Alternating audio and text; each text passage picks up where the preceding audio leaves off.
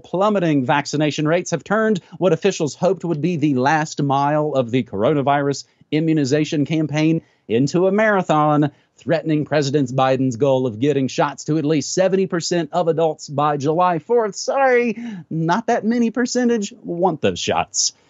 Another really good one. Houston, again, these, I suppose, James, in some ways are not unmitigated good news because we're still talking about a bunch of people out of work because of a scamdemic.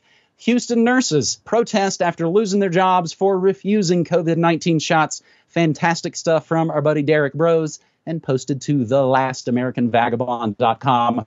Monday afternoon, employees of the Houston Methodist Hospital system were joined by supporters from around the Houston, Texas area as they were suspended without pay for saying no to COVID-19 injections. The employees are now suing Houston Methodist.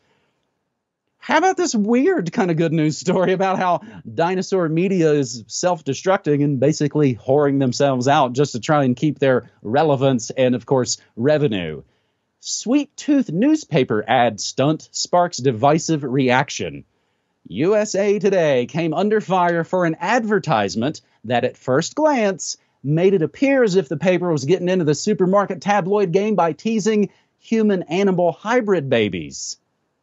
While it looked like a genuine front page from USA Today, it was really an advertisement for the new Netflix series Sweet Tooth. James, I had actually just heard about the latest Cuties Flicks programming from a listener. Keener wrote in to say, started watching the new series Sweet Tooth on Netflix.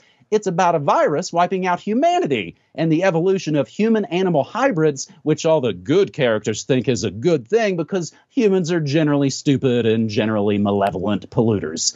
The only known treatment for the virus so far is taking the hybrid children and extracting a serum from their pineal glands while they're alive, which, of course, kills them and gives regular injections of this serum to the sick people. My husband watched for a few minutes in the first episode and asked how they could release a series about a virus right now. I think we know the answer to that. It's so obvious you have to willingly not want to see this, or maybe your pineal gland is already full of aluminum and fluoride and glyphosate, and they literally can't actually see it. My last thing on this good news roundup, maybe again, isn't exactly good news, but it is a good follow-up on questions asked last week about that so-called punk show in Florida, charging $1,000 a ticket for the unvaxxed. I asked for some help from folks in the Florida area. Huge thanks to long-timer Caleb for writing in to say, I grew up in Tampa, live an hour away in Orlando now. Paul Williams, that was the promoter, does not have a LinkedIn or Facebook account, and there's nothing on the internet about him or this group besides this one story. I have some friends in the industry, including some guys I went to high school with who organized the Tampa Pig Jig, the 10th annual maskless event taking place in October, Darius Rucker headlining, not an ad. No one we know has ever heard of Paul Williams or Leadfoot Promotions. Leadfoot Promotions is not a licensed company or fictitious name of any company licensed with the Florida Division of Corporations. Paul Williams is not the registered agent for any Florida company. The event has now been moved from the VFW to the skate park of Tampa, the spot. A little more digging could actually reveal some more interesting facts if this event actually goes forward and money is collected. And there, of course, will be a money trail, James. A little good news this week, just a little bit.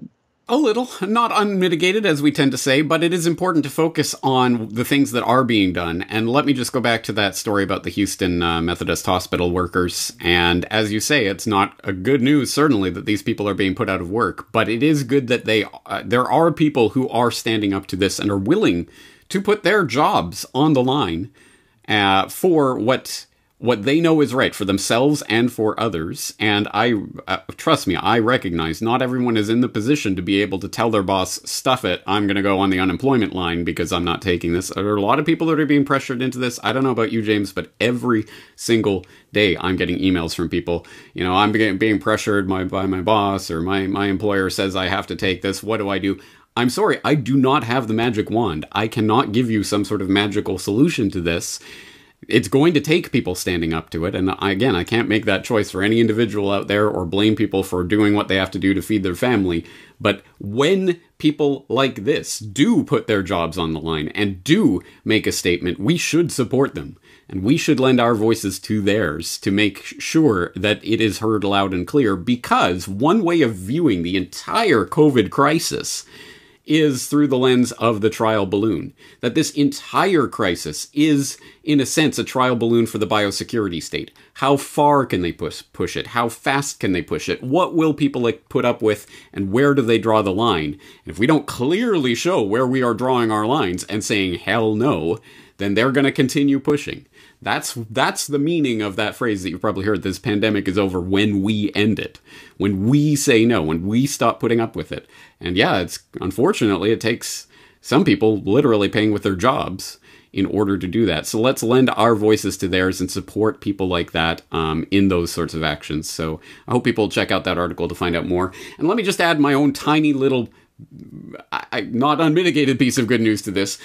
Currently, I am on day 13 of my seven-day suspension from uploading to YouTube. It's still not letting me upload anything to YouTube. Whatever. It's like when our main channel got struck, I think for the second time with a New World Next Week episode, and then suddenly it reappeared for no reason, and the strike was gone, and I didn't get any notification. It also reminds me of Ryan Christian when he partially kind of got his YouTube channel back, but some videos were randomly deleted and he couldn't mess with his playlists or anything.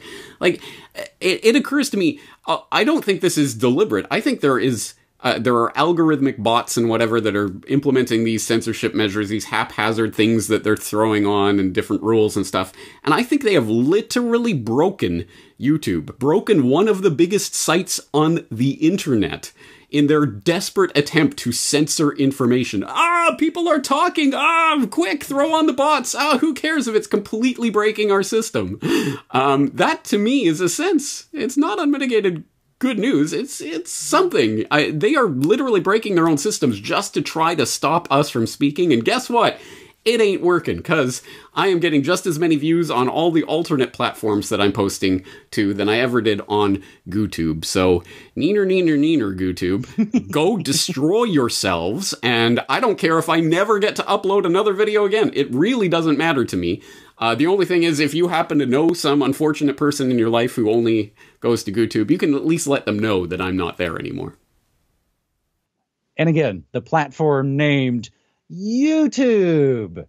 Sorry, you aren't allowed to do anything on there anymore. Man, I love what Ryan Christian's been doing. Basically, whack-a-mole, bobbing and weaving on YouTube. Basically, people have been handing over the logins to their channel so he can essentially do a pop-up stream that day. It all goes out. Everybody gets it. He can save it and then just bob and weave and do it again.